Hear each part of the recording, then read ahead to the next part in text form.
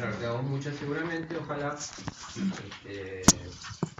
Mientras desarrollamos este tema de hoy, vamos a tratar de ir saldando esas dudas también, ¿sí? Porque todos los temas que estamos viendo van a tener una concatenación, una coherencia, porque estamos hablando de específicamente lo que es la terapia de crisis, ¿sí? O la teoría de crisis. Buenas. Hay algo que por ahí no sé si nombramos la vez pasada, me parece que no, porque lo que charlamos fue más bien de características más teóricas, por ponerlo más, hasta filosóficas. En un momento entramos en la puntualidad de ciertas cosas. Pero Alfredo Moffat, y supongo que en la clase anterior que dio Teresa lo debe haber dicho, antes de ser psicólogo social se recibió de arquitecto. Él dice que por un accidente académico, su papá lo obligaba. Entonces, era un chiste, es un chiste que hace. Claro. Y que te obliguen a hacer algo es un accidente académico importante. Claro, digamos, en ese concepto que uno cree antiguo, pero que por ahí uno lo sigue escuchando en los jóvenes o en los padres, que le dicen, mirá, ¿qué vas a estudiar esas porquerías de filosofía, psicología? Entonces, estudiar algo que te dé plata. Estudiar arquitectura, ingeniería, medicina, abogacía. Entonces, muchos muchachos o muchachas terminan estudiando aquello que le exigen sus padres. O el arte. Hace algo como la gente, por favor. ¿Qué arte? El arte no te da de comer, ¿no? Y bueno, y uno termina haciendo, o uno no, hay personas que terminan haciendo aquello que no tienen ganas, que no lo disfrutan, que ni siquiera después lo ejercen, como en el caso de Moffat. Es decir, casi que no ejerció la arquitectura, pero sí aplicó algunos elementos de la arquitectura en la psicología social. Y me refiero a que él fue un gran, en toda su teoría, armador de esquemas. Todos estos esquemas que hace él son simplificaciones de su teoría. Cuando digo simplificaciones, me refiero a dos cosas. Primero, porque un gráfico siempre es un elemento técnico que nos ayuda a la memoria, ¿no? A memorizar mejor algo, ¿sí? Es una síntesis gráfica de un concepto o de una serie de conceptos, ¿sí? Él, no sé cuántos traje acá, pero sigue trabajando con distintos gráficos. No importa que ahora no vean el contenido de cada uno, porque es lo que vamos a ir desarrollando en el transcurso de este seminario, ¿sí? Y me faltan todavía algunos más, ¿sí? Esta complejidad que son las teorías, los elementos teóricos, se facilitan mucho a la hora de verlo en un gráfico. Pero recordemos que el gráfico es una partecita, es una síntesis, es aquello que resume una serie, como decíamos, de conceptos o algún concepto en particular. Con lo cual no tenemos que quedarnos solamente con el gráfico, sino que tenemos que ampliarlo con el resto del contenido de los conceptos que nos tira, digamos, a partir de este gráfico. Entonces, nosotros vamos a desarrollar el gráfico, pero después tenemos que investigar, tenemos que seguir trabajando sobre esta mirada. Y otra cosa particular, ¿no?, que es que cada uno de estos gráficos son gráficos ideados por Alfredo Moffat. Es decir, que no lo van a encontrar en otro autor. Si lo encuentran en otro autor, ese autor tendría que citar a Alfredo Moffat porque fue el creador de estos gráficos. ¿Cómo otros autores podrán crear sus propios gráficos? ¿Sí? Entonces digo, no van a encontrar, y esto tiene que ver con lo que decíamos la vez pasada también, de que la psicología social, tal cual nosotros la estamos viendo en este momento, en este seminario, puede tener algunos elementos comunes, puede tener algunos elementos de contacto con lo que es el psicoanálisis, con lo que es la psicología gestáltica, con lo que es la psicología conductista, con lo que es la psicología familiar, que ya se llama en realidad la psicología sistémica, sería el nombre correcto, puede tener elementos de contacto con todo tipo de corrientes y miradas acerca de la psicología, e incluso con la psicología social de Pichon Rivière, que fue, digamos, el maestro de Alfredo Moffat. Pero no necesariamente cada elemento tiene que coincidir plenamente, sino que son puntos de contacto, lugares de encuentro. Entonces, cada mirada que estamos nosotros teniendo es una vuelta de rosca, podríamos decirlo en criollo, a la teoría, a la mirada de la psicología y a la construcción del sujeto, y a la construcción de la conducta del sujeto. Es decir, que en esto que nosotros estamos viendo ahora encontramos una posición ante lo que es el sujeto, ante lo que es el psiquismo, y una posición con respecto a las soluciones, llamémosle, a los problemas del psiquismo. Nosotros estamos viendo en este momento, en esta primera etapa de este primer curso, de este primer seminario, bueno, en realidad se llama seminario 2, me refiero al seminario de terapia de crisis. En esta primera etapa lo que estamos viendo es la conformación del sujeto. ¿Se acuerdan cuando hablábamos del sujeto sano?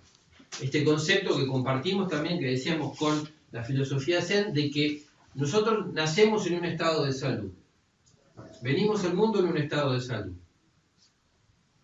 Que después la ruptura de algunos equilibrios, de algunos mecanismos que no pueden responder hábilmente a una realidad que en donde está inmerso ese sujeto, produzcan que esa, como decíamos, esa homeostasis se quiebre, se rompa, se desequilibre, se desestabilice, implica entonces que aparece el concepto ahí de enfermedad, de psicopatología, podríamos decir también. Pero es primero, decimos, la salud mental. Por lo tanto decimos, estamos buscando en este momento entender qué es la salud mental para poder comprender luego qué es la enfermedad mental. Así que vamos a seguir un poco en este camino. En el día de hoy vamos a tomar un tema que se llama las tres aperturas.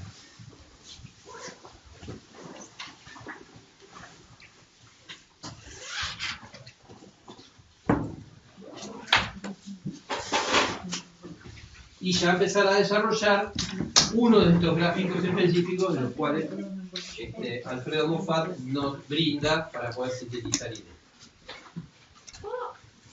No.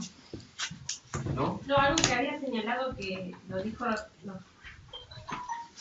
¿Lo dijo? No. No, porque es algo que me quedó de... ¿De la clase pasada? No, de cuando estuvo usted. Sí. Es algo que lo leí un señalamiento. Dale, dale, vamos a... A ver si me lo puede, antes que empiece con esto. Dale, bien. El loco es el que no aprendió la vida. Esto da un vuelco copernicano al trabajo terapéutico. ¿Lo repito? Sí. No, está bien. Y después, está bien. No es trabajar con lo reprimido, sino con lo no aprendido. Exactamente. ¿Se acuerdan cuando nosotros decíamos en la primera clase que el paradigma fundamental de la terapia de crisis no es la sexualidad como en el caso del psicoanálisis, sino que el paradigma fundamental de la terapia de crisis es la temporalidad, el tiempo.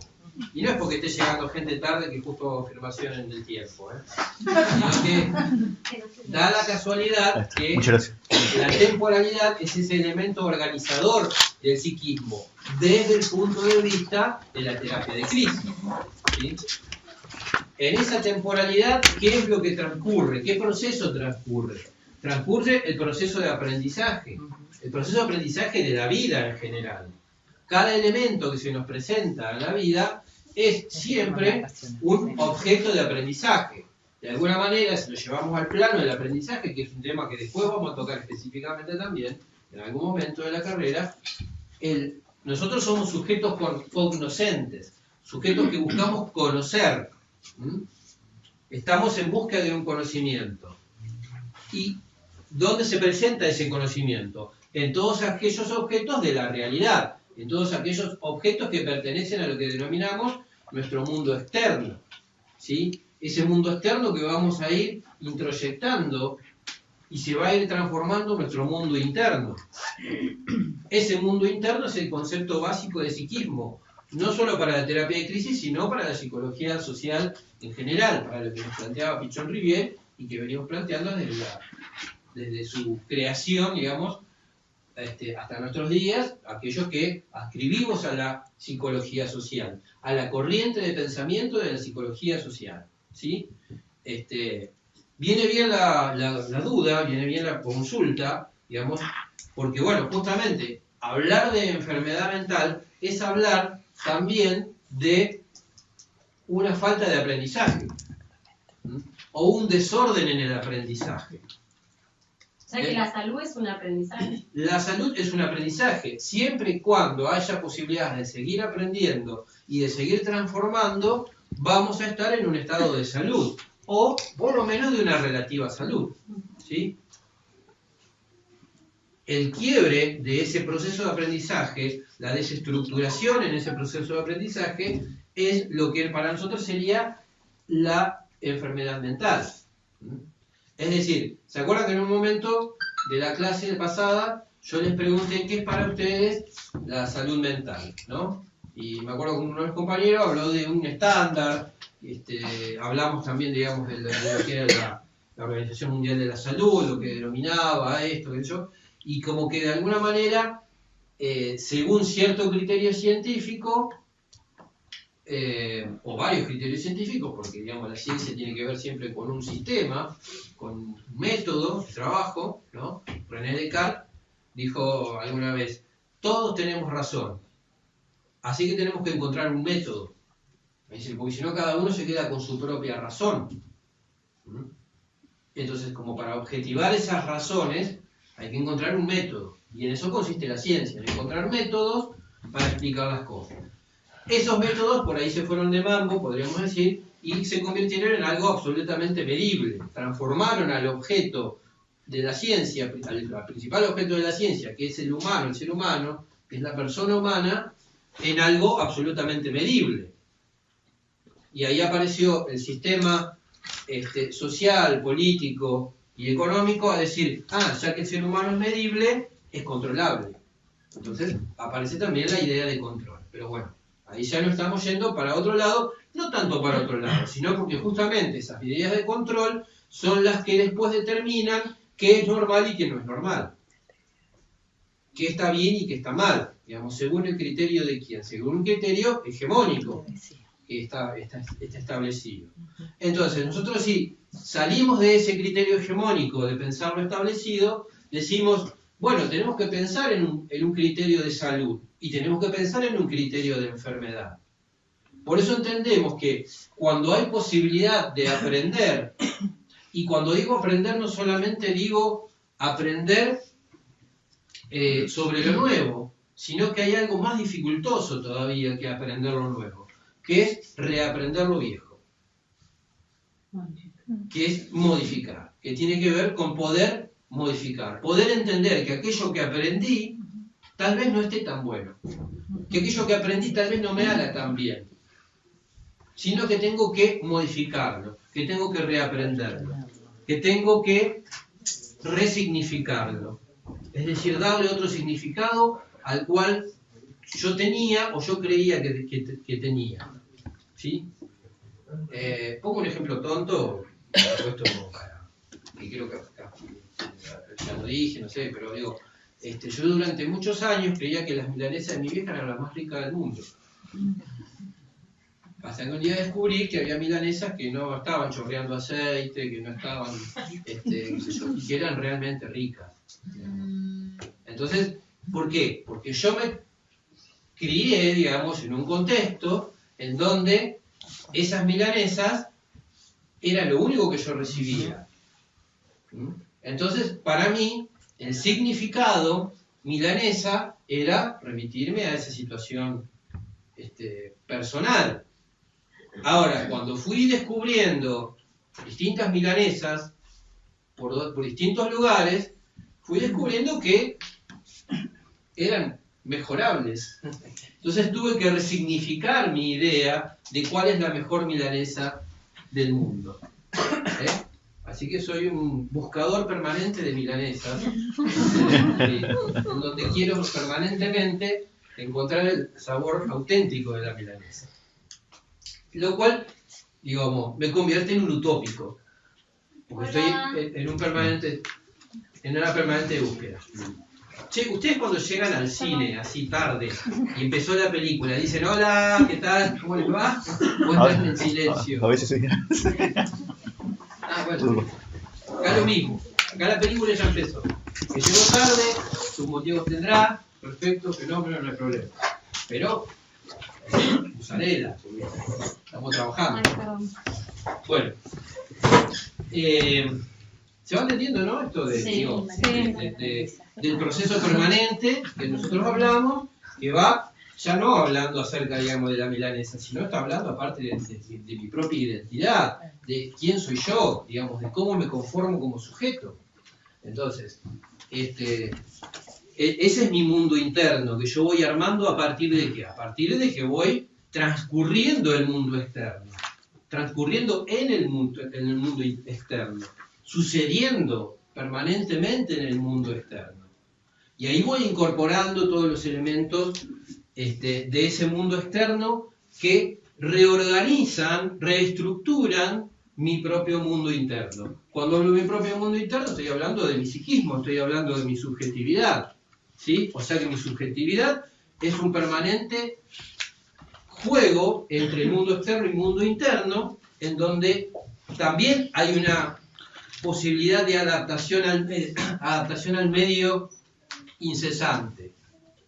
Pero cuando esa adaptación al medio no está, hay un concepto de la biología que también lo cita Alfredo Moffat, que es todo organismo que no está en conflicto con su medio está muerto. Es decir, si no hay conflicto con el medio, si no estoy en un tire y afloje con el medio, estoy muerto. Digamos, estoy paralizado, estoy estancado. A eso lo que nosotros en psicología social llamamos conducta estereotipada. Tendemos a hacer siempre lo mismo, a repetir siempre lo mismo. Entonces, para no repetir lo mismo, o sea, ¿qué significaría una conducta estereotipada? Si yo repito una situación siempre, estoy recurriendo siempre al mismo mecanismo para sobrellevar esa situación. El tema es que las situaciones del mundo externo son variables y son cambiantes permanentemente. Yo no puedo tener la misma respuesta para todo. Tengo que también ir modificando mi capacidad de respuesta. Entonces, en esa modificación de la capacidad de respuesta está mi posibilidad de adaptarme activamente a la realidad. Es decir, a estar en un estado de salud. Por eso decimos nosotros que para nosotros la salud tiene que ver con ese aprendizaje, ¿no? A partir de la duda que traía la compañera del texto que leyó, ¿sí? Tiene que ver con eso, ¿no? Nosotros, como decíamos, en este momento estamos haciendo hincapié en lo que es la salud más que la enfermedad. Cuando veamos la enfermedad vemos cómo se rompe más ese circuito, pero por lo menos ya van teniendo una pequeña idea de este concepto que nosotros tenemos, de esta fundamentación que nosotros le damos a lo que es la salud mental, ¿sí? Vamos a entrar al tema de hoy, así en lo que son las tres aperturas, ¿sí? Nosotros, para hablar de tres aperturas, tenemos que pensar en una especie de diagrama comparativo, aunque también podríamos decir un diagrama complementario. Y como venimos de una cultura donde ha primado en la psicología lo que es el pensamiento psicoanalítico, nos viene muy bien, porque cualquiera de ustedes haya hecho o no terapia, haya cursado o no alguna carrera relativa a la psicología, siempre el poder hegemónico, del saber hegemónico que está dando vuelta dentro de la psicología está puesto en Freud, ¿sí? Moffat dice, me gusta una definición de tantas que da Moffat, que cuando él dice, yo soy un psicólogo ateo. ¿Qué significa ser un psicólogo ateo? No creo en Freud. No creer en Freud es peligroso en la psicología, porque parece que estás como no creyendo en ese Dios, que en realidad Freud era un ser humano, y Freud era alguien que pensó mucho y a quien respetamos, aunque de mi parte sería un gran atrevimiento cuestionar a Freud, pero hay ciertas cosas en las cuales encontró limitaciones, y él mismo las reconoció a esas limitaciones. El problema a veces son como suele suceder en todos los ámbitos, ¿no? No son los autores en sí, no son los pioneros, sino los continuadores, ¿sí?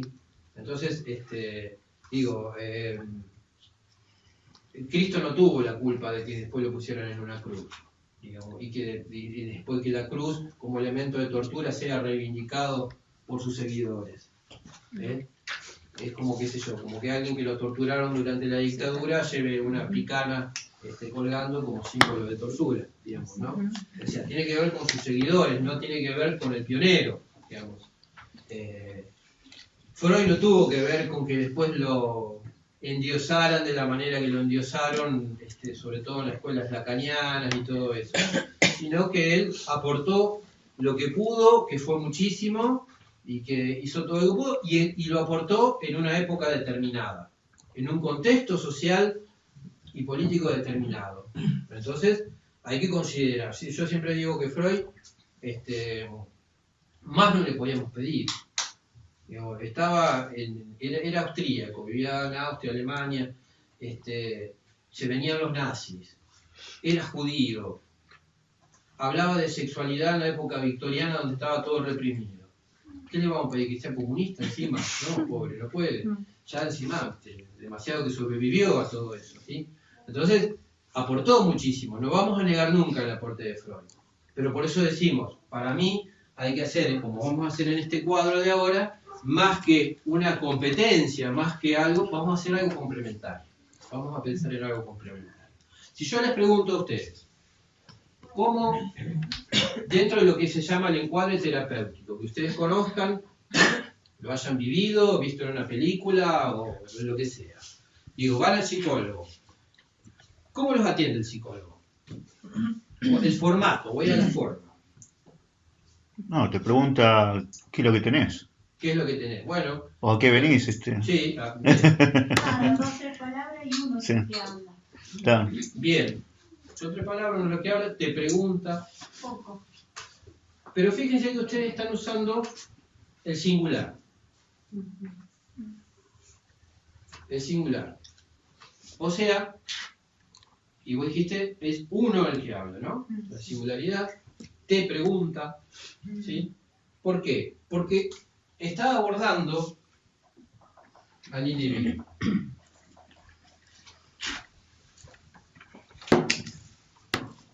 Al individuo solo, al individuo aislado. Dentro de ese encuadre terapéutico, ¿qué es? Una habitación, puede haber un diván, puede haber un sillón, puede haber lo que ustedes quieran, pero es esa interrelación permanente entre el terapeuta, que ejerce ese lugar de profesional, o sea, de instrumento de la situación, abordando individualmente a ese sujeto que algo le pasa, que por algo va y consulta en esa situación, porque se siente angustiado, porque se siente mal, porque se siente, etcétera, etcétera. ¿Sí? Entonces, hay un abordaje individual. ¿Sí? Ahora, nosotros decimos, ¿qué pasa? Y esto también obviamente viene de la mirada pichoniana, no solamente de lo que vemos acá. ¿Ese individuo de dónde surgió? ¿Cuál fue el origen de ese individuo? El origen de ese individuo fue un contexto. Fue conformado en un contexto. Su propia subjetividad fue conformada en este contexto. Esto que decíamos hace un rato, en un mundo externo a él mismo, con el cual fue conformando su mundo interno. Por lo tanto, este individuo surge de una matriz que llamamos matriz de aprendizaje. A ver cómo lo pone acá. O matriz de identidad. Vamos a ponerlo como lo pone. Igual este esquema lo van a tener, si lo quieren ir copiando. Surge de una matriz de identidad. ¿Cuál es la matriz de identidad? El lugar donde se crió. Bien, el lugar donde se crió. Perfecto. Generalmente, ¿cuál es el lugar donde uno se crió? Bien, bueno, acá tenemos un compañero que tiene un concepto amplio de la cosa, lo cual me gusta. No, bueno, madre, padre. Bien, ahí está. Vínculos, hermanos, Exacto. vínculos. ¿Cómo se llaman? Vínculos. Vínculos. Sí, no. Familia. Sí. ¿Sí? Por eso el compañero también agregaba esa otra matriz, la comunidad, por ejemplo, ¿no? El barrio. ¿Qué otra cosa dijiste? La casa. La casa, bueno, la casa. Interesante porque no nombró la familia él, digamos.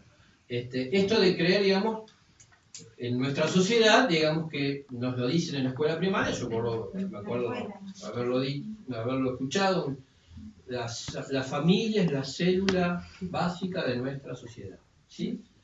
Ese concepto de la familia es un dispositivo creado en nuestra cultura para poder generar una matriz de identidad, ¿sí? Hay sociedades donde por ahí este concepto de familia es totalmente distinto. Hay otras partes del mundo donde es distinto. Yo, por poner un ejemplo que en realidad, digamos, también está como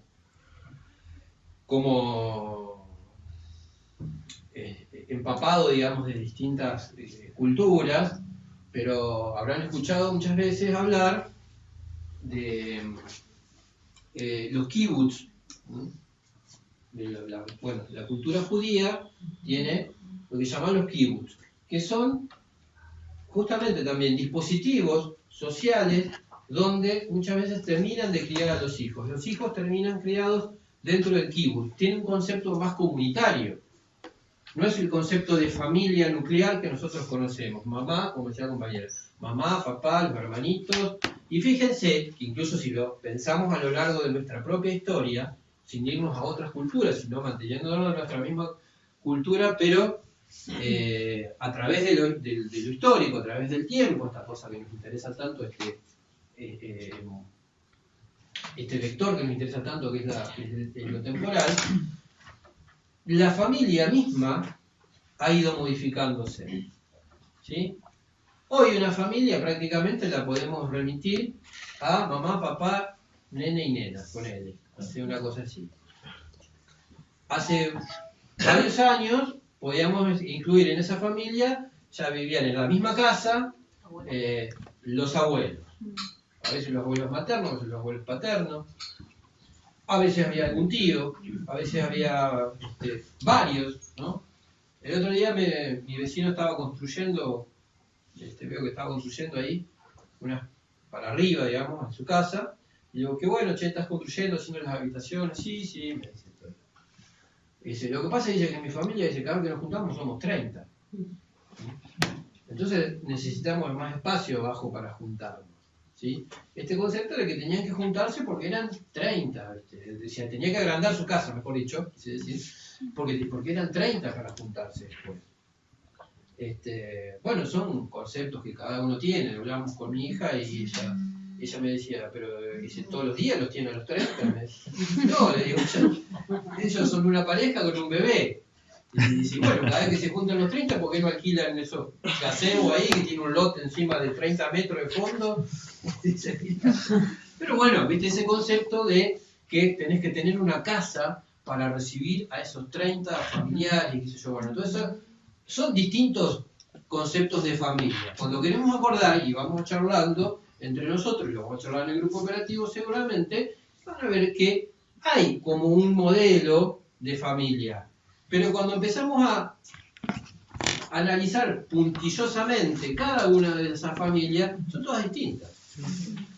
Ni hablar de lo que hoy llamamos las familias ensambladas. Lo suyo, lo mío, lo nuestro. ¿Sí? Los hijos de mi marido, los hijos de mi esposa, los nietos, vieron ahora que, bueno, tanto embarazo joven, adolescente también, terminan viviendo los nietos, pero bueno, el papá de ese nieto ya no está, no sabemos quién es, no desapareció, y bueno, y vive la piba, el nieto. Ya no son 30, son 50. Ya, ¿viste? Más o menos, claro. Entonces, ¿cuál es el concepto de familia? Cuando queremos acordar, no hay un concepto de familia. Entonces, Por eso decíamos, en vez de hablar de una familia, hablamos de una matriz de identidad. Hablamos de un núcleo grupal. Nosotros fuimos criados dentro de un determinado grupo familiar. Y aprendimos nuestras primeras nociones acerca de vínculo y de grupo en esa matriz. Eso fue lo que matrizó. Por lo tanto, nosotros decimos, ya desde la psicología social, podríamos poner acá, entre paréntesis, psicoanálisis y psicología social.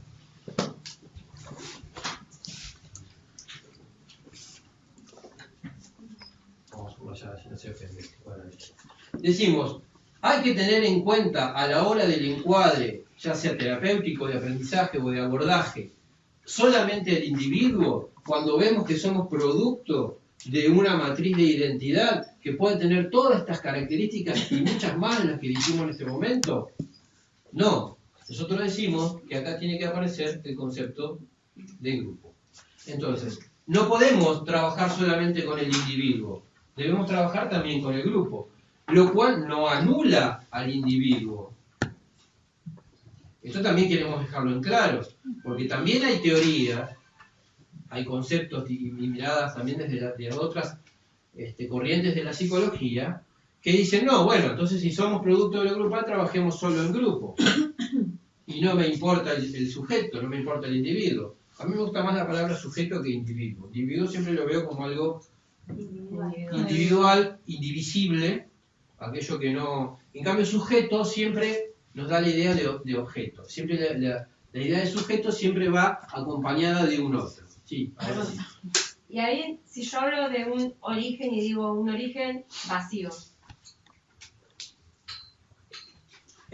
No sé a qué te referís, pero si yo lo tomo, hago lectura solamente de eso, digo, hay una matriz de aprendizaje, una matriz de identidad de la pasividad. ¿Sí? Con lo cual, digamos, acá cuando esté operando ese sujeto en el grupo, cuando esté inserto en ese grupo, va a primar una conducta pasiva. ¿Y qué implica lo pasivo? No solamente pensándolo desde lo sexual, que sería uno de los ejemplos. La idea de sometimiento. ¿Sí? La relación de sometimiento. Porque fíjense que en sexualidad se dice activo y pasivo. ¿Sí? Igual ya son conceptos que también hay que revisar, ¿no? Digamos, estamos para reverlos, ¿no? No quiero que tomen estos conceptos como ya cerrados, sino para siempre darle una vueltita de rosca. Pero se habla del sujeto pasivo y el sujeto activo en una relación sexual. ¿El sujeto pasivo cuál es? El que supuestamente recibe, y el sujeto activo es aquel que da. Pero también en eso hay una asimetría. Y en esa asimetría está poniéndose en juego la dualidad de sometedor y sometido. Por eso si hay, digamos, alguien que adquirió una conducta, un rol pasivo en esta matriz de identidad, va a salir mejor dentro de un espacio grupal, se va a notar mejor esa conducta dentro de un espacio grupal que dentro de un espacio individual.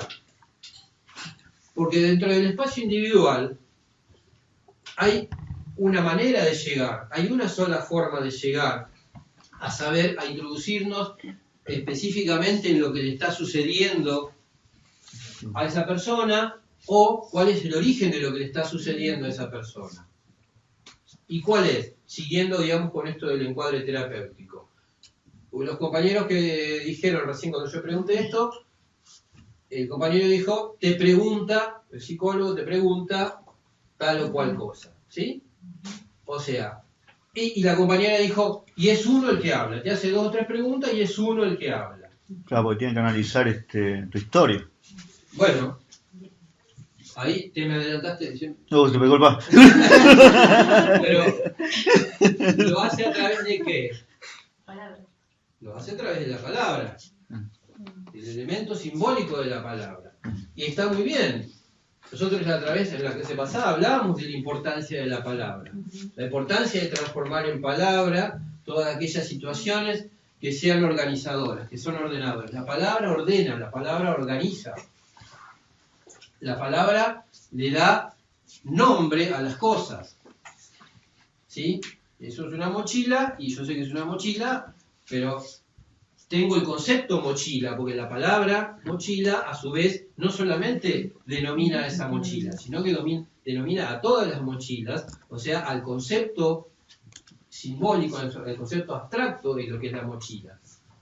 Entonces yo puedo llevar a la identificación de que eso es una mochila. Si yo veo otro elemento con similares características a esa, también la voy a denominar mochila, porque ya tengo las abstracciones. Entonces la palabra es necesaria, ¿sí? Pero también decimos que la forma de expresarnos, muchas veces la palabra queda ausente. Sobre todo esto cuando decíamos de cuestiones que tienen que ver con la falta de salud. Y el ejemplo que creo que pusimos, y siempre vamos a poner, porque es lo más directo que tenemos en ese sentido, es cuando hablamos del adicto. Adicto quiere decir no dicción. A es una negación, es un prefijo de negación. Como anormal. ¿Qué quiere decir anormal? Que no es normal. Entonces, adicto, ¿qué va a querer decir? Que no dice. Dicto tiene que ver con dicción, con decir. Va a tener que ver con la palabra. Cuando no hay palabra, ¿qué es lo que hay? ¿Nada? No, cuando no hay palabra, hay acción. Cuando no hay símbolo, hay concreción. Para la adicción. Entonces, supongamos que puede ser una solución la adicción. Solución entre comillas, ¿no? Una solución no saludable, ¿sí?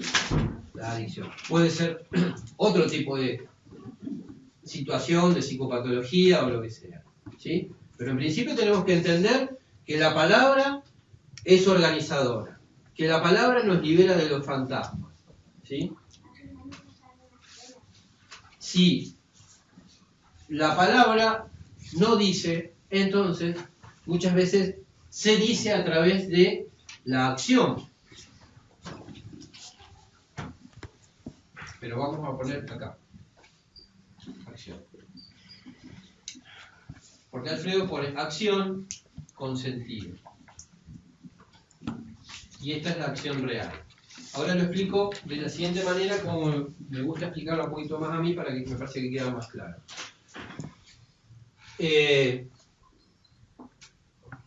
Decíamos, cuando no hay palabra hay acción. ¿Sí? Un síntoma es una acción. Un síntoma es una falta de palabra. Es denunciar que algo está sucediendo, pero como no le puedo poner palabra, entonces lo hago a través de un síntoma. O a través de una acción, que también puede ser un síntoma de una acción. Digo, uy, se enloqueció, rompió todo. Le agarró un brote y tiró toda la mierda, rompió otras cosas, tiraba la silla. Eso es llevar a la acción algo que no está pudiendo decir.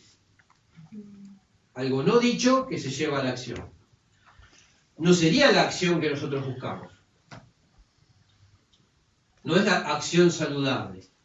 A eso le llama acción con sentido Alfredo Moffat. A la acción saludable, que tiene un determinado objetivo.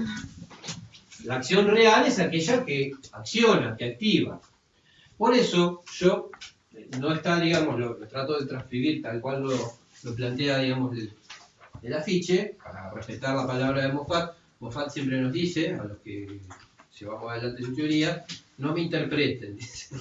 No me interpreten, transmitan lo que yo quiero decir.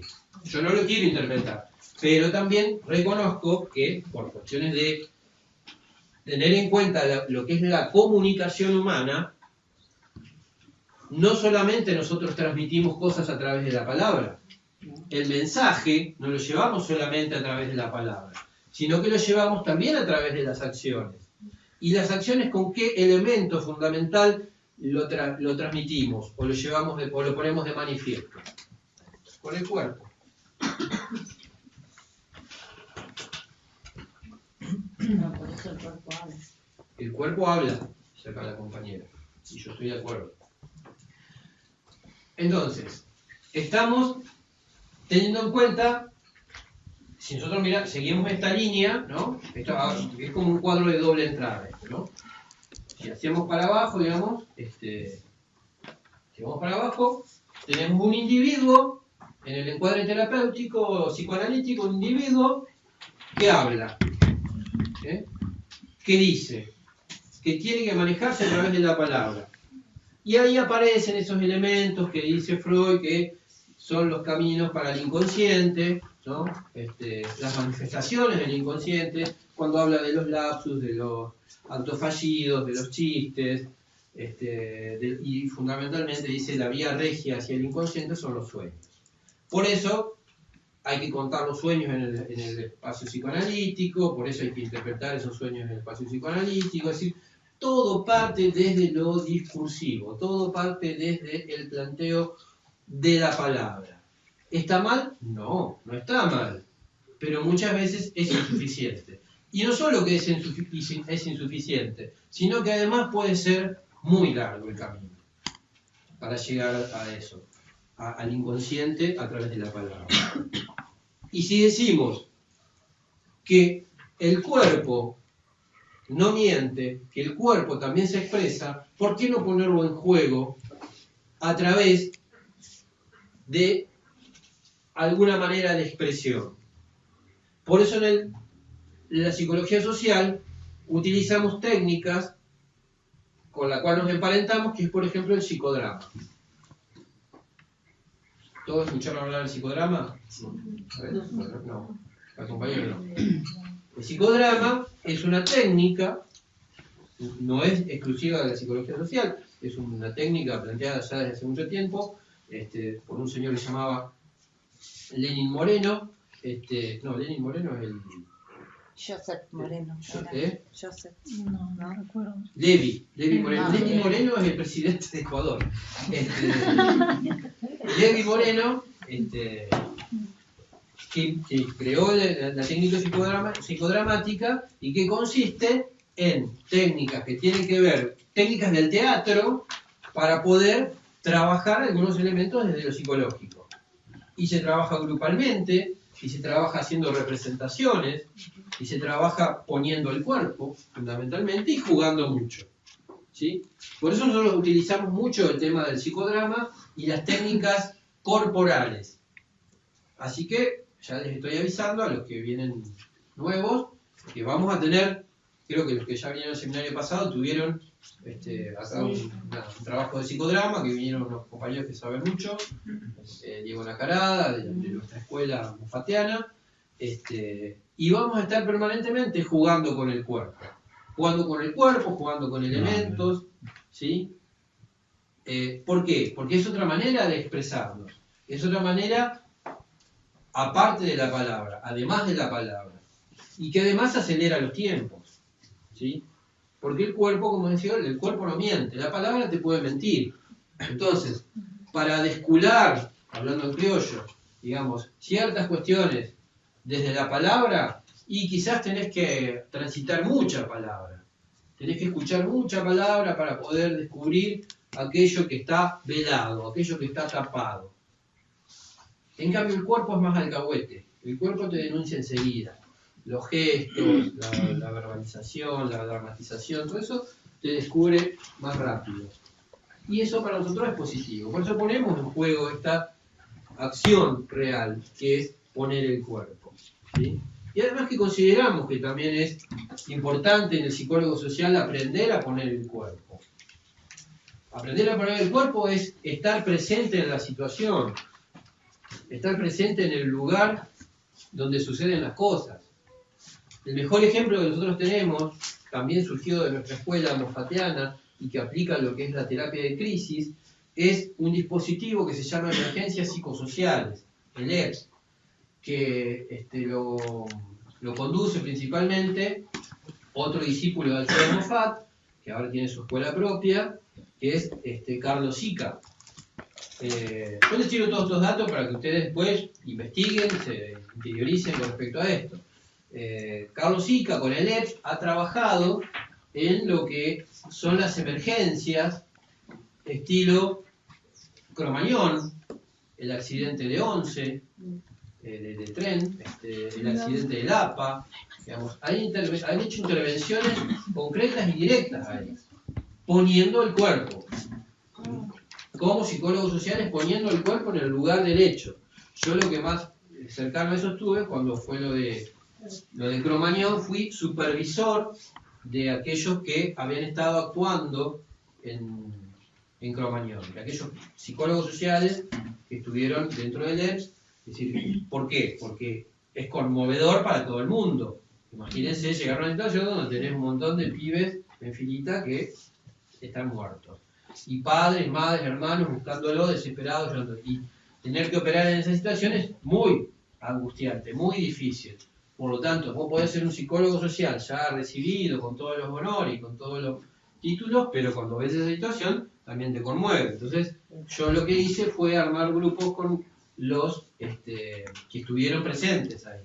Digamos, lo hicimos dentro de la escuela de Alfredo Mosca, ¿sí?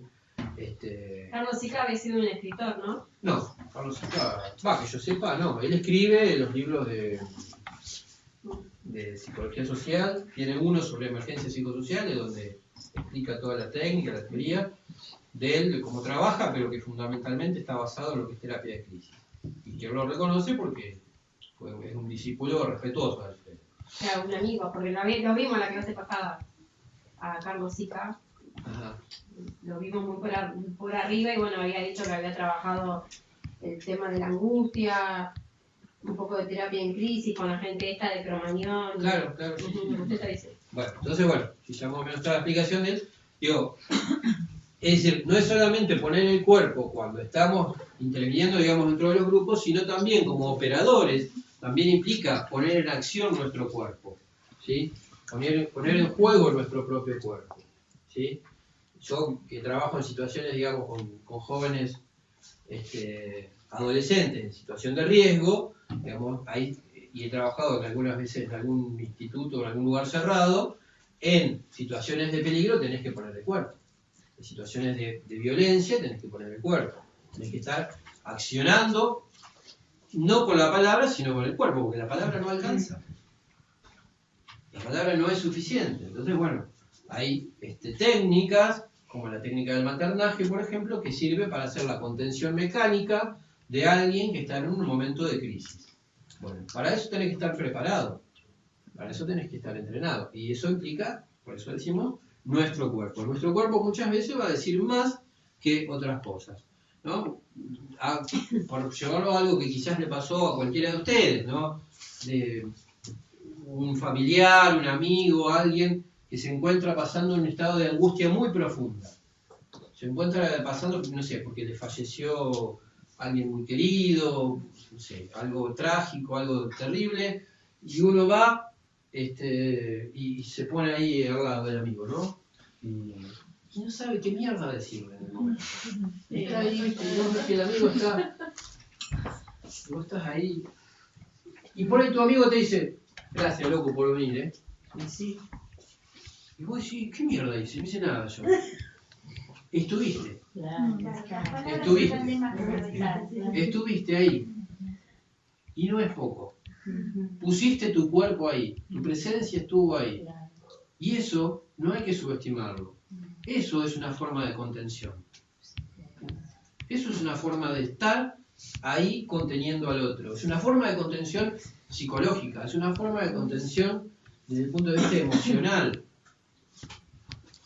Después vamos a explicar bien por qué se da esa situación, pero creo que cada uno, o muchos de ustedes seguramente vivieron algo parecido. Si yo no dije nada, no dije. Porque tenemos este concepto tan cultural de que tenemos que decir algo, y no tenemos que decir boludeces, tenemos que decir algo inteligente, tenemos que decir... Pero si no sería más fácil decir una boludez, ya está, pero en ese momento tenía una boludez. Y vos fijate que al velorio te das cuenta que el que más habla, el que más boludeces dice, porque el que más... lamento mucho lo que te ha pasado, siento en el corazón, porque yo te llevo, y vos lo ves y el gesto y el tono de voz y todo, no me estás sintiendo nada, ¿sí? No te creo nada, ¿viste? Y vos estás así, ya está, andate, por favor, tomate un cafecito y anda.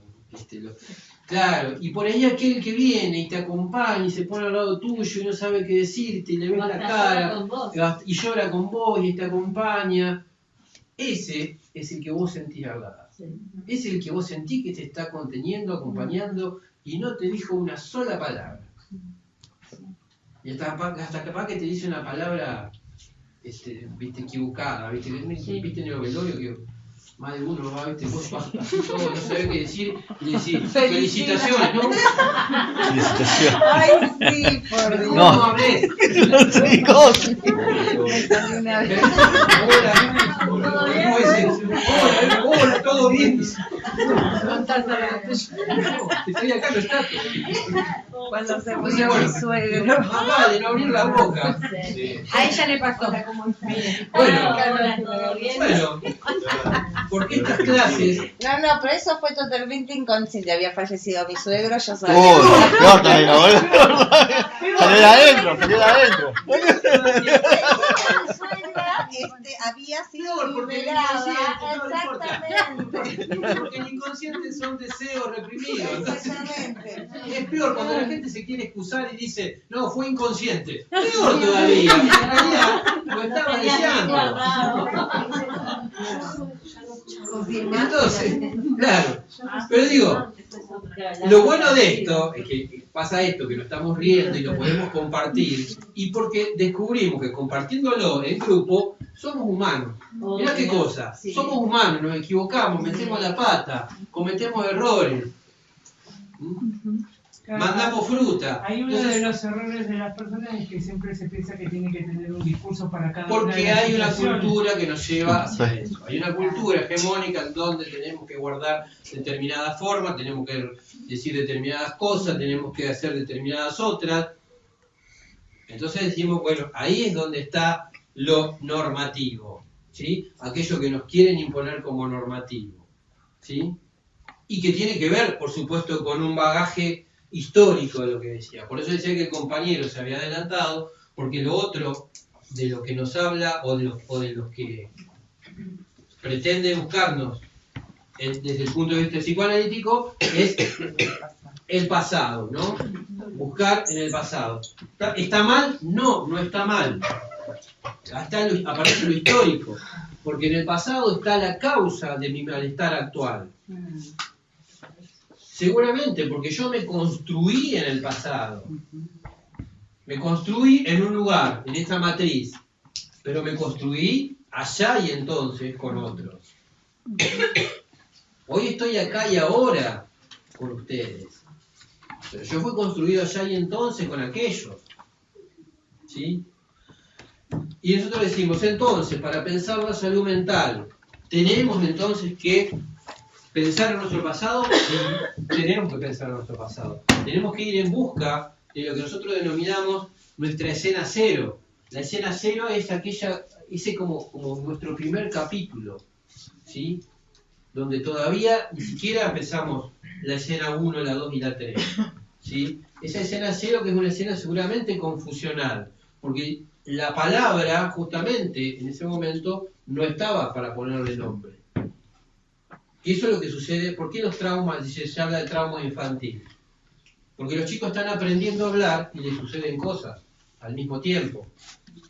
Entonces, si en ese aprendizaje no encuentran la palabra justa para ponerle nombre a la situación que vivieron, eso se transforma en ese trauma infantil.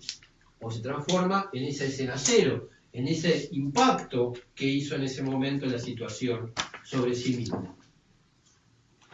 Una situación de crisis deviene de no poderle poner palabra a las cosas. Cuando me sucede algo y yo no lo puedo explicar, o sea, cuando te sucede algo y vos le encontrás explicación, tal vez no le encontrás solución, pero le encontrás una explicación es aliviador. Cuando le encontrás, cuando no le encontrás la palabra, cuando no le encontrás explicación, es angustiante. Es angustiante, es desesperante, va a activar todos nuestros mecanismos de defensa. ¿Cuáles son nuestros mecanismos de defensa? Todo aquello que conforman nuestra conducta. Nuestra ansiedad, nuestra depresión, nuestra histeria, nuestra compulsión, nuestra paranoia. ¿Quién sabe? El que le tocó a cada uno en suerte. pero son manifestaciones a partir de querer dar una respuesta a una realidad que nos pasa por encima. ¿Por qué nos pasa por encima? Porque no le podemos poner palabras, porque no le podemos poner nombre. Ahora, decimos nosotros, eso nos lleva, digamos, a lo que son los síntomas del presente, ¿sí? Al acá y ahora. Me va a dar la explicación de por qué yo hoy estoy así, en tal situación, atravesando tal crisis, o atravesando tal patología, si es que la tengo. Nosotros fundamentalmente hablamos de crisis. Pero decimos, la solución es conocer qué fue lo que me pasó, qué fue lo que me produjo a mí todo esto. No, la solución no está en saber solamente qué me pasó. La solución está en qué voy a hacer en el futuro. Desde la psicología social proponemos entonces trabajar con el proyecto, con la idea del futuro, con el poder pensar. Para nosotros el equilibrio en salud mental va a estar siendo siempre y cuando exista una noción de mi pasado, pero también una perspectiva a futuro. Moffat, cuando yo lo conocí, recién lo conocía en el año 88, por ahí, dijo algo que después no se lo escuché más, pero a mí siempre me ancló, digamos, como mirada, digamos, que dice, ¿qué significa esperanza? Dice, esperanza es esperarse. Cuando yo tengo esperanza es porque me estoy esperando a mí mismo en el futuro. Tiene que ver con un momento de espera mío, propio. Yo puedo esperarme en el futuro. El psicoanálisis trabaja solamente con el pasado, con explicar qué fue lo que te sucedió. ¿Podés encontrar la explicación? Sí, podés encontrar. ¿Es aliviador? Es aliviador. Pero de ahí en más, ¿qué haces? Asumo lo que soy y punto. No, yo no quiero asumir lo que soy y punto. Quiero asumir lo que soy y modificar eso que soy. Porque, como decíamos dentro de la clase pasada, tomando de la filosofía existencial, yo soy siendo. Yo soy siendo. A la medida que estoy siendo permanentemente, estoy vivo, estoy sano, estoy bien. Si yo soy solamente, estoy estancado, estoy frenado. Me estoy negando a la posibilidad de cambio y de modificación. El psicólogo social, en terapia de crisis, lo que buscamos es que exista la posibilidad de cambio y modificación. Si se frena mi proceso de cambio y de modificación, como le veía hoy la compañera, esa frase que había sacado del texto, entro en lo que ya no es la salud mental, sino su contrario, la patología o la enfermedad mental. Se frena mi posibilidad de desarrollarme en el tiempo. Yo no quiero frenar mi posibilidad de desarrollarme en el tiempo, pero el tiempo tiene dos extremos, el pasado y el futuro. Si algo le sucede a mi futuro, si yo no estoy pensando en mi futuro, si yo no estoy proyectando mi futuro, es probable que no esté, por más que conozca mi pasado, por más que sea consciente de mi pasado, que no esté resolviendo mis angustias presentes o mis problemas presentes. Para poder hacerlo tengo que tener una perspectiva de futuro. Por eso Pichon Rivière, hay una famosa frase que siempre da vuelta por todos lados, que dice que la muerte está tan lejos como tan grande es mi proyecto, ¿no? Entonces, yo voy a esa angustia de muerte que nosotros tenemos como seres humanos, porque como decíamos la vez pasada también en la clase, el lenguaje, la palabra, la temporalidad, tiene su trampa. Nos permite prever, nos permite pensar en el futuro, pero también nos hace pensar que en algún día se nos va a venir la muerte encima. Es decir, que somos seres finitos. Y eso nos produce angustia, porque descubrimos que somos seres no eternos. Entonces, esa angustia de muerte, ¿cómo la resuelvo? Proyectando. Armando proyectos. Proyectos que trasciendan a la muerte. Y eso me va a dar vida, eso me va a dar salud, me va a dar esperanza. Una persona que pierde sus proyectos está vulnerable. Una persona que no tiene proyectos está vulnerable. Un país que no tiene proyectos está vulnerable. Y nosotros vivimos dentro de esos contextos. Por eso decíamos que, si bien, digamos, esto pertenece como exclusivamente al psicoanálisis, estas tres llaves, estas tres aperturas, nosotros queremos agregarle, no contraponerlas. No, esto no es un River Boca. Esto es un complemento dialéctico, le llamamos nosotros. Porque sí, porque el grupo es lo contrario al individuo, porque la acción es lo contrario a la palabra, porque el futuro es lo contrario al pasado. Pero los contrarios son lo que dinamizan los procesos, y en este caso los procesos de aprendizaje. Entonces, vamos a trabajar con los contrarios, vamos a trabajar con la contradicción. Acá le decimos sí a la contradicción, sí al conflicto, porque el conflicto y la contradicción dinamizan los procesos. El no conflicto, la no contradicción, estanca en un yo soy, nada más, sin posibilidad de cambio, sin posibilidad de futuro. Y eso, para nosotros, es lo que conduce a la crisis, es lo que conduce a la enfermedad.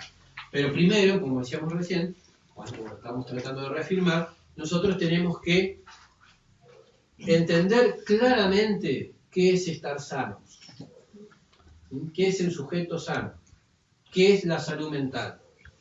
Para nosotros la salud mental incluye todo esto, no una cosa u otra, sino que incluye todas estas, por eso le llamamos las tres aperturas. Sí. ¿Querías preguntar algo? No, quería hacer un comentario de que había leído algo del material que nos dio la primera clase, donde por ahí me aclara un poquito más eso, que decía que en un primer momento es necesario explorar lo reprimido, pero el pasado solo tiene sentido si se lo proyecta hacia adelante y se lo convierte en proyecto. El psicoanálisis no puede operar en las crisis porque su enfoque es regresivo y no prospectivo. Claro. Es lo que había.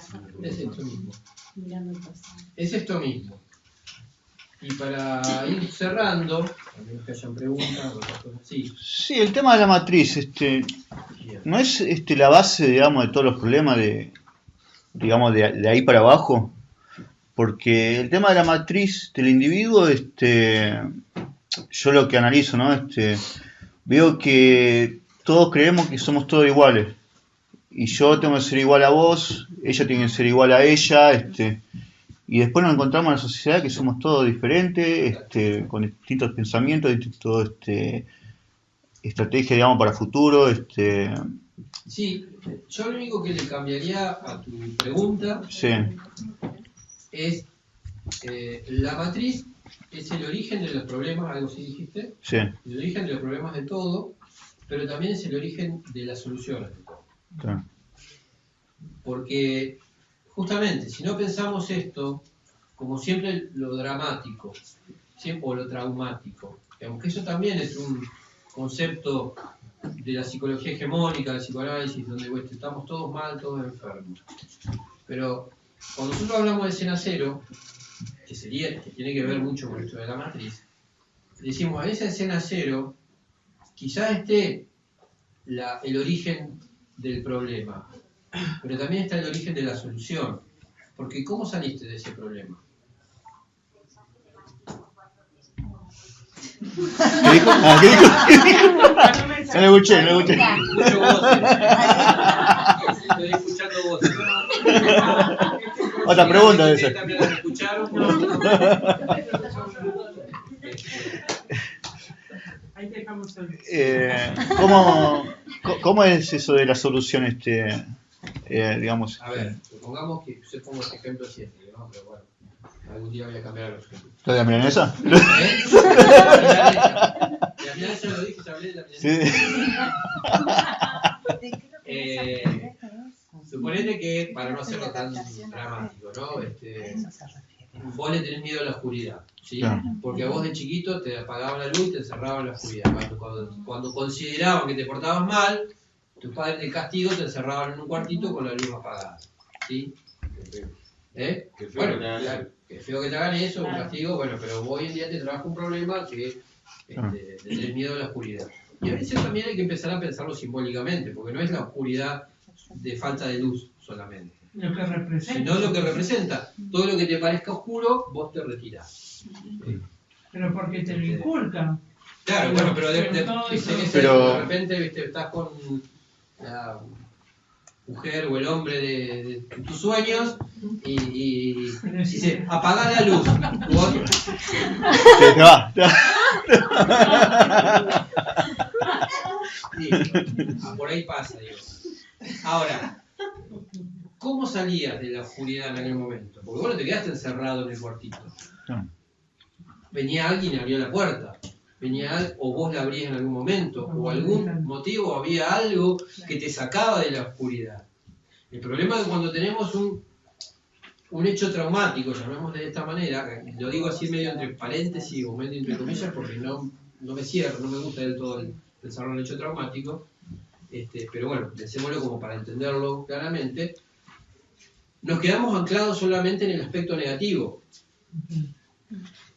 No estamos pensando en cuál fue la solución a ese problema. Por supuesto, porque el aspecto negativo tuvo a nivel afectivo mucho más peso que el otro. Sin embargo, estamos acá, estamos vivos, sobrevivimos a esa situación. Por lo tanto, salimos en algún momento de aquello.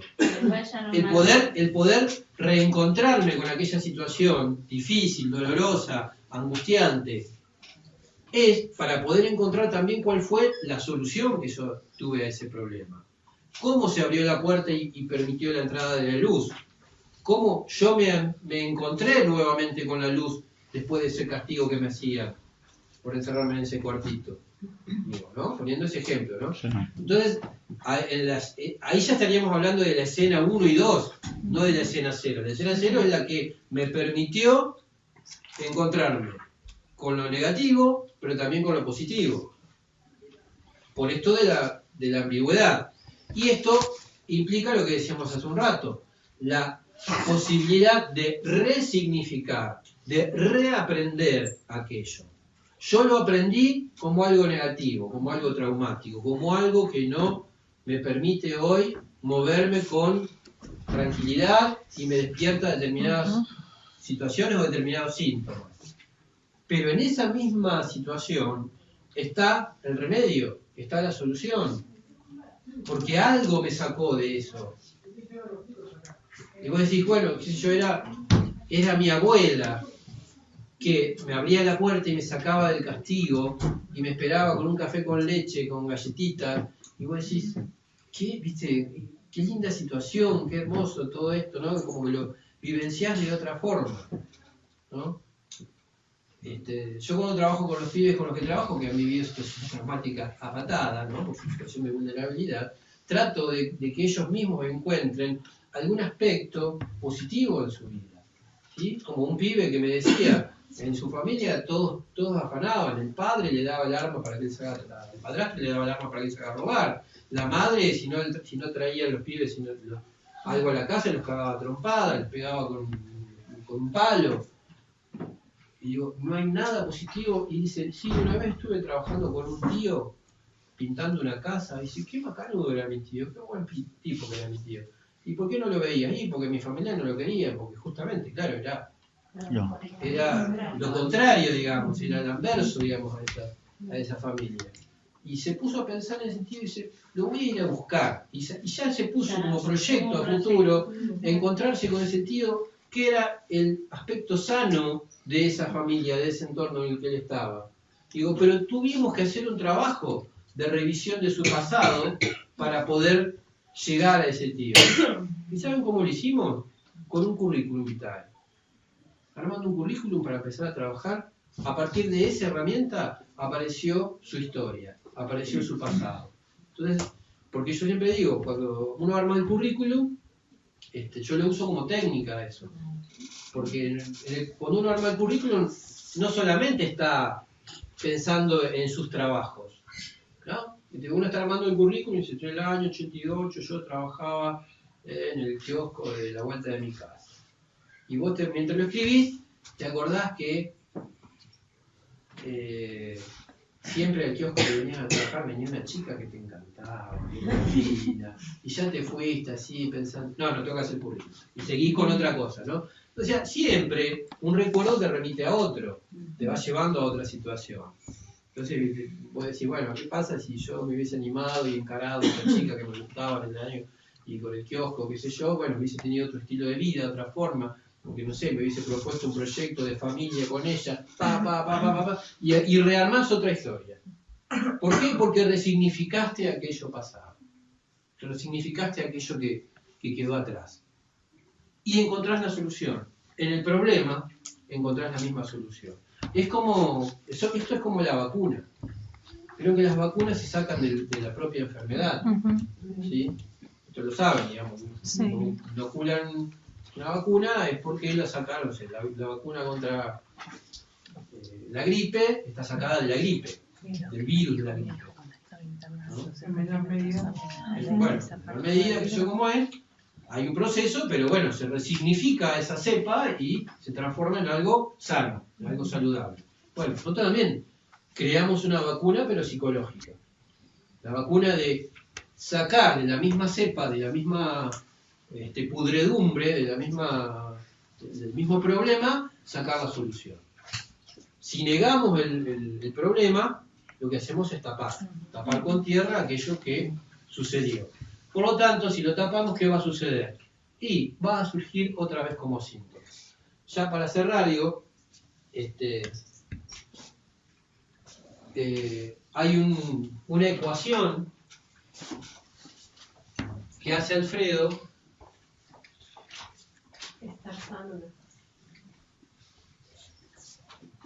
que le llama la ecuación de la ausencia.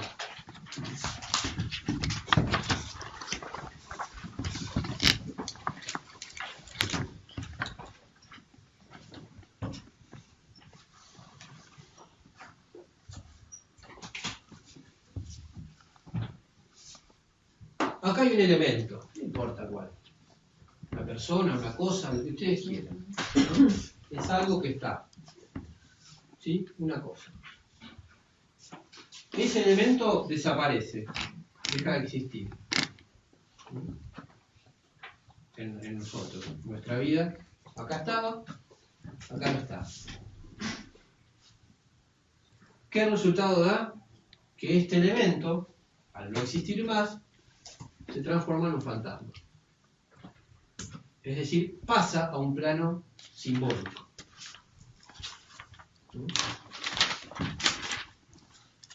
A este elemento, para que suceda este proceso, yo de alguna manera le tenía que tener alguna estima, algún aprecio.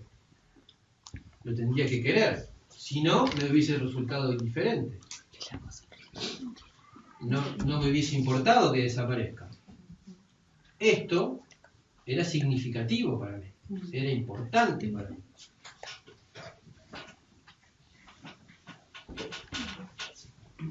Yo lo quería a ese elemento. Pero el elemento no está más, desapareció, se fue, no existe, murió.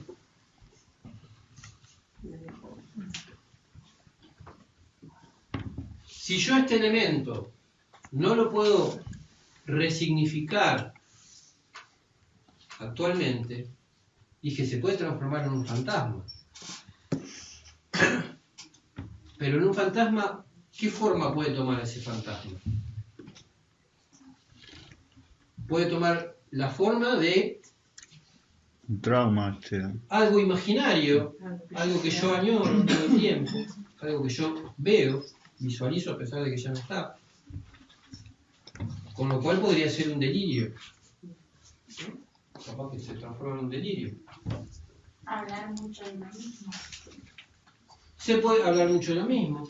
Se puede convertir... Depresión al extrañar eso que se te... Bueno, son síntomas. Se puede convertir en una depresión, se puede convertir en una obsesión, se puede convertir en un elemento paranoide, se puede convertir en distintos tipos de síntomas. Se puede convertir en un tumor, se puede convertir en una urticaria, se puede convertir... siguen siendo síntomas. ¿Sí? Con lo cual, digamos, de alguna manera, ese elemento representa esa locura. Cuando hablamos de locura, hablamos de algo, de una realidad que no es compartida con los demás. Es una realidad que solo yo conozco. ¿Sí? Por eso se llama la ecuación de la ausencia.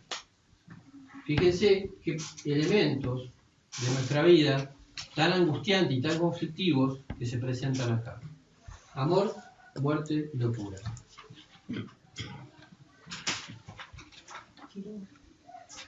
Quiroga. El indio Solari. El ruiseñor, el amor y la muerte. El ruiseñor como poema, como locura, como delirio. El amor y la muerte. Todos los poetas, todos los artistas trabajan sobre estos aspectos. Nosotros nos conmocionamos con una película, con un libro, con una canción, cuando hablan de estos tres temas. Porque son los tres temas que nos preocupan. Ahora, nos tenemos que quedar solamente pensando que lo que ya no está se va a transformar en algo insano, en algo que no tiene solución. No, porque le podemos dar un significado. ¿Y de qué manera le vamos a dar un significado? Poniéndole un nombre, poniéndole un orden, organizándolo dentro de nuestra estructura mental y subjetiva. ¿Cómo lo hacemos? ¿Con qué elemento lo hacemos?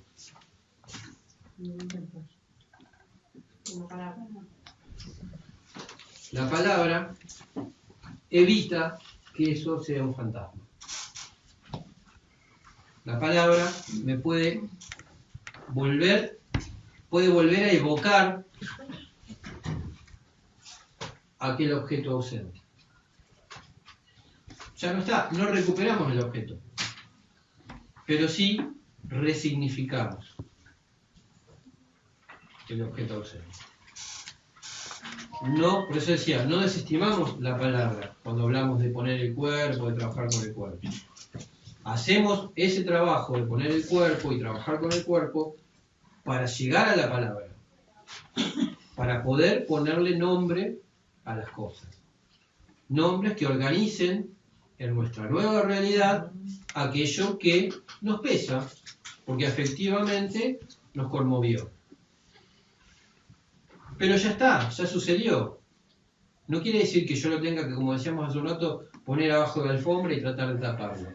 Porque si hago eso, van a aparecer otros síntomas, van a aparecer otros problemas. Para dejar de taparlo bajo la alfombra, lo tengo que visualizar y ponerle palabras. Y decir, este es el origen de mi angustia, mi problema, mi ansiedad, mi delirio, mi esto. Una vez que lo comprendí, se transforma en un elemento a reutilizar. ¿A reutilizar para qué? Para mi proyecto, para mi futuro. Entonces ya no lo voy a vivir, como por ahí decía el compañero, dentro del deber ser. Uy, no, yo tengo que cuidarme porque tengo una conducta obsesiva o tengo una conducta esto. Puede decir, no, necesito esto porque esto es parte de mi identidad. Esto también soy yo. Esto también me construye a mi subjetividad. Y por lo tanto, en vez de pensar si estoy enfermo, si no estoy enfermo, si es malo, si es bueno, que son todas estigmatizaciones sociales y culturales, digo, es mío, me hago cargo y lo uso para construir mi futuro. Y me chupa el huevo todo. Es lo que hago yo, ¿viste? Bueno, terminamos acá la clase. Es lo que hago yo. Gracias. Sí.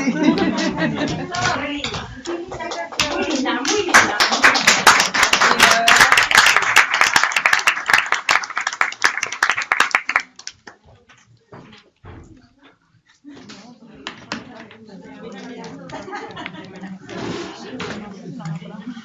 A mí no me vengan con boludeces porque yo... Dale, Gisela, levantate. Pero para ahí estamos hablando de lo racional, ella es feliz, de alguna objeta.